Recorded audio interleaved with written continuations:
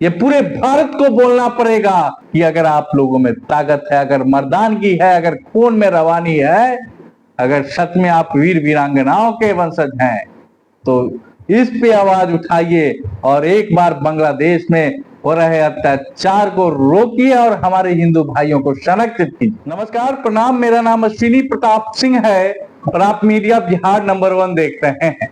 जो बांग्लादेश में हुआ वह हमारे देश में भी होगा। सलमान खुर्शीद के बयान पर अब उपराष्ट्रपति ने क्या कहा? बांग्लादेश जैसा भारत में भी हो सकता है वाले सलमान खुर्शीद के बयान पर अब उपराष्ट्रपति जगदीप धनखड़ ने पलटवार किया है। हालांकि उन्होंने किसी का नाम नहीं लिया, मगर कांग्रेस नेताओं के बांग्लादेश की स्थिति की तुलना भारत से करने पर कड़ी आपत्ति जताई। उपराष्ट्रपति जगदीप धनखड़ ने शनिवार को कहा कि कुछ लोगों द्वारा फैलाया जा रहा बांग्लादेश में जो हुआ है वह हमारे देश में भी होगा, यह बेहद चिंताजनक है। उपराष्ट्रपति राजस्थान उच्च न्यायालय के प्लेटिनम जुबली समारोह को संबोधित कर रहे थे।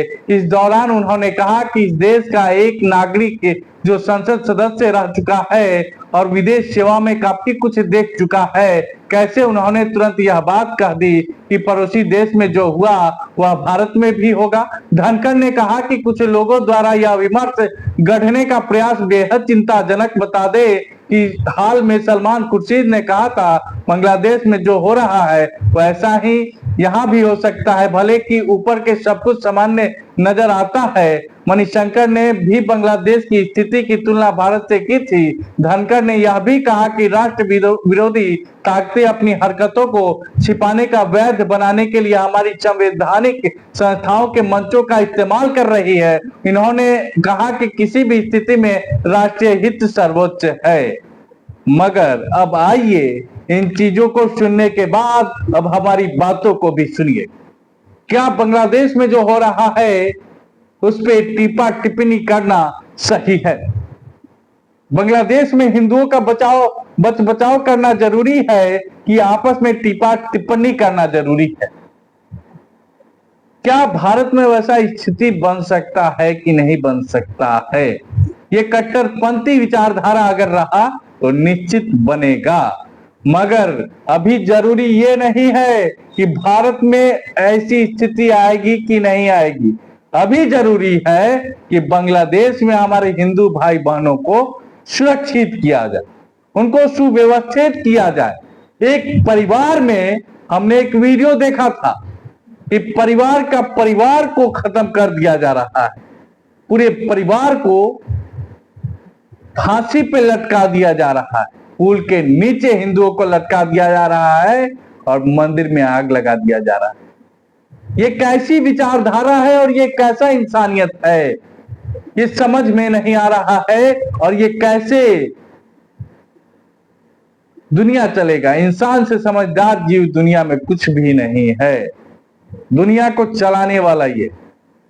मगर ऐसी स्थिति, ऐसा ना समझी वाला हरकत, प्राण ले लेना, किसी का जान ले लेना, ये कैसी समझदारी?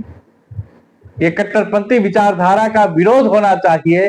और हम रिक्वेस्ट करेंगे अपने सरकार से, हम रिक्वेस्ट करेंगे तमाम बड़े नेताओं से, जो हिंदू का नेता कहते हैं उनसे, और पीएम मोदी से, योगी आदित्यनाथ से और तमाम नेताओं से, राहुल गांधी तक से, कि आप लोग इन चीजों पर एक कदम बढ़ाइए जरूर। अगर हमारे हिंदू भाई को सुरक्षा दिया जाएगा तो शायद उनका बचाव हो पाएगा, वरना प्रत्येक दिन कुछ ना कुछ घटित हो रहा है। हरे राम हरे कृष्णा का नारा बेचारे लोग दे रहे हैं, लेकिन उनकी सुरक्षा हम लोग बस देख रहे हैं, नौटंकी देखने के लिए बैठे हैं। हमारे आपके और सब किसी के खून वहां पे बलिदान दे रहे हैं। इसका बचाव कौन करेगा? क्या भारत में नपुंसकता है? क्या नपुंसक है हमारे भारत के लोग? क्या हमारे भारत के लोगों के रगों में मर्दानगी, खून खत्म हो गया है?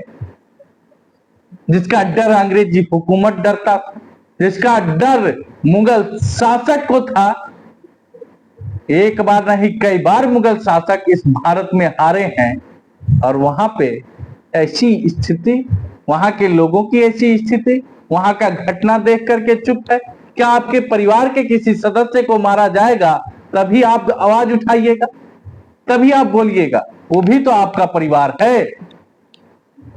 इस प्रकार का जो स्थिति है वर्तमान में, काफी गंदा है। कुछ मुट्ठी भर लोग, कुछ मुट्ठी भर पत्रकार, कुछ मुट्ठी भर यूट्यूबर जैसे हम लोग हैं, बोल रहे हैं।